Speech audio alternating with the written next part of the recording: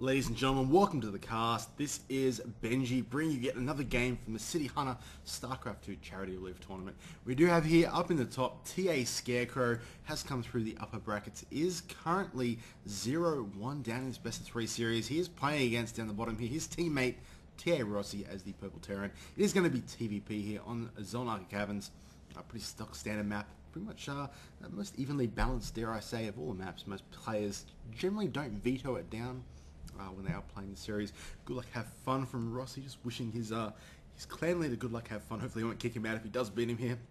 Rossi just needs one more game here to progress through to the grand finals. So both these players have placed at least third. So the loser of this is third. The winner will play for first in the grand finals. So a very solid game. Both of them already, performed very well in the tournament. We'll see if they can perform a bit better here. We do have a pylon coming down here from Scarecrow.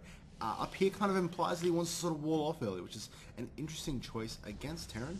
Most players don't do it because your buildings can get picked off from that low ground from some early pressure. Also, if you have it back here, it's a lot easier to pull SL probes to defend against like the 1 or 2 unit push early on. But gas also go down from Scarecrow, and Rossi down here is defending his SCV here with his own against the probe. It does have a barracks building as well, very standard so far.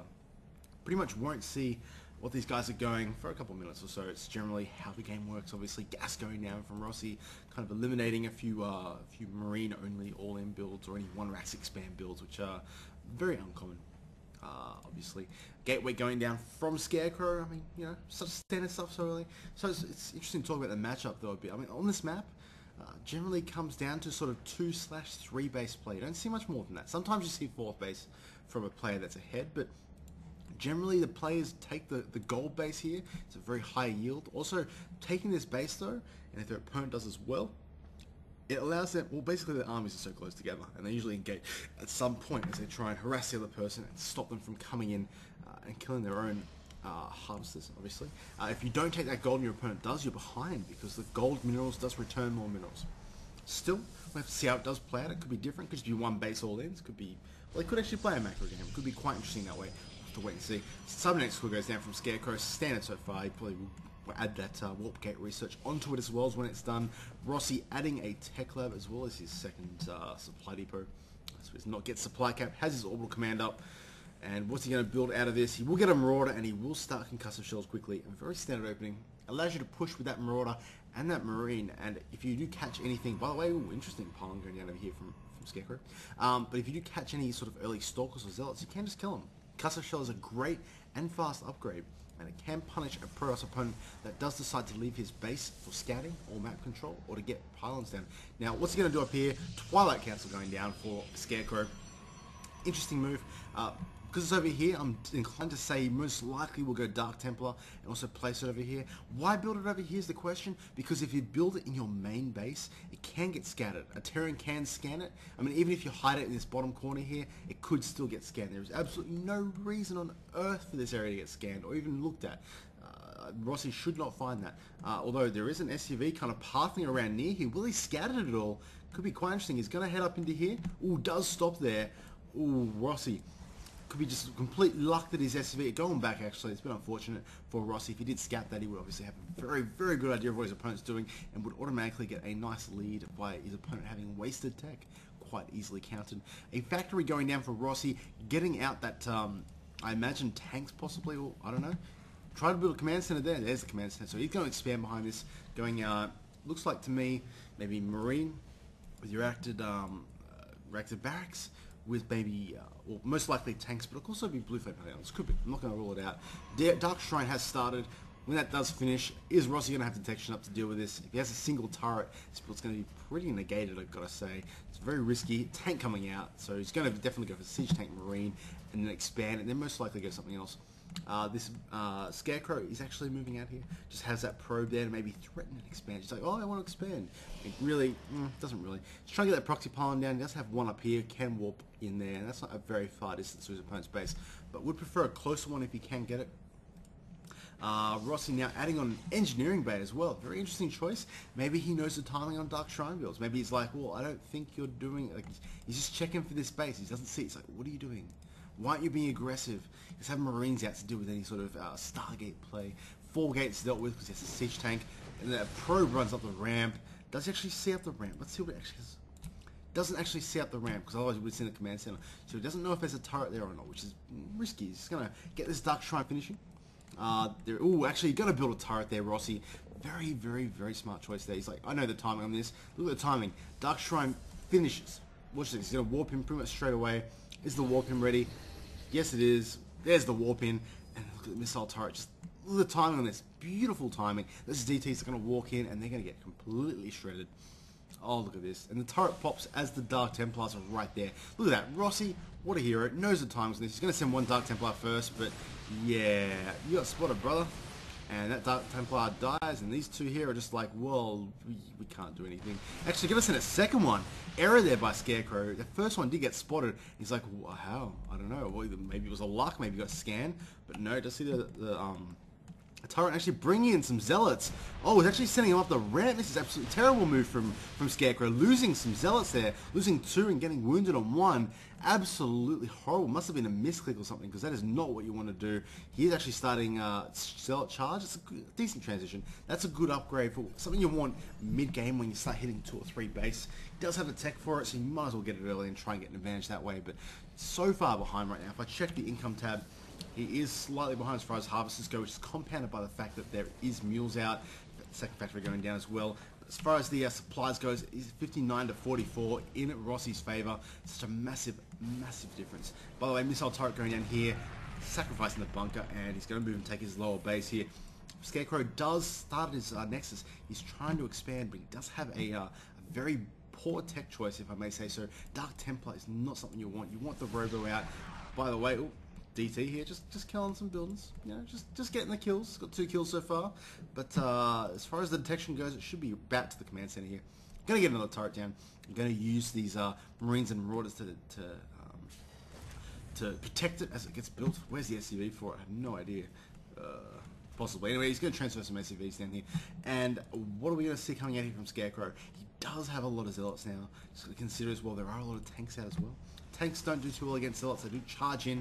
Oh, there's a DT. Just takes a tech shot. He's like, yeah, I'll take that on the face. Why not? And does go down to, you know, loses 70 shields for that. But more turrets going up here. Rossi looking to be extra safe. Does not want any shenanigans going on. We have Blue Flame upgrade being researched as well. We have 3 factories down, so Rossi looks like he wants to go mech here, adding a starport, so possibly Banshees, possibly Vikings, possibly just Medivacs for his few Marines. Does have some Hellions moving forward here. Doesn't show the Blue Flame upgrade because it's not completed yet, so that's a smart move. He's like, well, I got 2 Hellions. I'm just going to show the Red Flame, kill off his scouts so you can't see what's coming, and see how you react to this. We have an SCV running forward here, does get killed off, just scat out those zealots, and, well, you know what? Against Charge-a-lots, Blue Flame Hellions don't do too much. I gotta say, they're just terrible, terrible, terrible units. Blue Flame Hellions just melt the zealots. Like 4, 5 shots and the zealots are almost dead, pretty much. So the fact that Rossi is smart enough to realize his opponent is going this heavy zealot composition and countering it perfectly with Blue Flame Hellions is such a smart play. And will he lose his Hellions to these Stalkers? It's possible. No, he's going to pull them back, just taking some damage, reacting quite slowly there, but that's okay. Supply-wise right now, it is currently in 92 to 73 supply, and Psionic Storm being upgraded over here for Scarecrow. Interesting choice, to be honest with you. Well, I mean, that's have the tech out. Did get the Twilight Council. It's very difficult to go sort of Robo and then Colossi, but definitely going for High Templar. They're a kind of unit that can work. You can warp them in, and very quickly, and do like quite a bit of damage. They're the kind of unit that can kill this big army. They can kill a larger army with less supply. Similar to like Banelings and Banshees and that kind of stuff. They're units where, as opposed to like a Marauder versus 10 Marines, let's say. The Marauder loses that every time. But a Templar versus 10 Marines, you know, the Templar can kill those 10 Marines. By the way, Scarecrow not chrono boosting off his second Nexus. That's a bit of an error there. Wants to use that out, especially on this this upgrade here, the Twilight Storm. Want to chrono boost that out. Rossi expanding yet again, looking to take a 3rd base. Observer does see it, obviously, over the top here, but has been paused. Has been paused there. We have the Hellions here moving in the middle of the map. They do have Blue Flame Armory being built right now for Rossi. And yeah, there we go, Raven coming out for Rossi as well. Using that Raven most likely to slight the Observer, but also it is very useful against Stalkers. You can get that point defense drone down, and it will deny a lot of the damage from that, which is very key considering he well, I mean, he's going very tank heavy now, but he has the Blue Flame Hellions out, and Stalkers are really the only unit that doesn't deal with it very well. Here comes a Raven, not going to go anywhere near this, and it looks like Rossi gearing up to push now. Here comes, oh, that's a big push. Look how many units are out there. Very nice unit comp as well. Marines, they are a very good buff unit. They do a lot of damage. They have a lot of tanks as well. It's going to take out the rocks in the way at the very least, or maybe just expanding. But a lot of tanks, a lot of Blue Flame Hellions. As you can see, there are 7 of them. And yeah, if you can take this gold, Rossi's going to be in a very, very good position here. He does kill the rocks. Command center, well, gets to start building that one again. He's like, oh, it should be done. No, it's not done, brother. And Stalkers do come forward and clear out the towers. The pylons going down from Scarecrow. He's going to try and backstab with them, with DTs possibly. High Templar are out. Khaldarian Amulet is almost finished upgrading. And we're going to see some storms coming out. Gotta say, storms ready. Gonna see some storms. Can they turn the tide of the fight though? Killing tanks and mech with storm is not that great of a ability, I guess. He got a lot of zealots. Looking to take this third base here. Obviously, Rossi is building his. He paused it for a long time, which is a bit unfortunate for him. We have another base going over from Scarecrow. He's like, well, I've got buildings here. I might as well build a Nexus and take that base. So Scarecrow trying to take a lot of bases. Blue Flame Hellions killing those pylons off, which is something you don't see every day. But honestly, I'm a bit worried for Scarecrow. Just checking the supply counts. Rossi has a 30 supply advantage right now. 40 supply advantage. Such a massive advantage. Here come the Hellions coming in here. Watch them evaporate these Zealots here. Oh god, that is absolutely disgusting. Those charge lots just melting before these Zealots. Before these Hellions, sorry.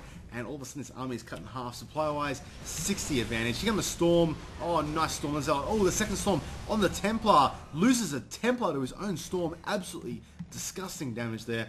Bit of a misplace on Scarecrow's behalf. Maybe a little bit of a panic. Does scan. Does see the unit comp here. And it's like, well, you don't have that many units. I could just kill you right now. Oh, and he'd kill him, he will. He has a massive, massive advantage. Supply-wise right now, it is still 60 supply advantage. Harvester-wise, it is a 10 supply advantage in Rossi's favor. So his army is only 50 supply larger. So again, his army is 50 supply larger. That is a massive upgrade, a massive difference. Especially because he's gone mech, which is hard to hard counter. But a nice engagement here from the side by Scarecrow. Rossi caught out of position. These Zealots coming in. There are no Hellions to take care of him. Storm goes down, and actually that was actually a really terrible engagement there by Rossi, but I think he just has that much supply that he's going to win it anyway. Definitely losing a lot more than you need to. There's the GG, well played by Scarecrow.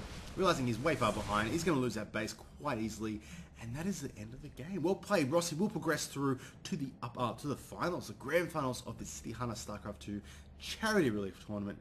Thank you guys for watching, and hopefully you can catch more of my videos.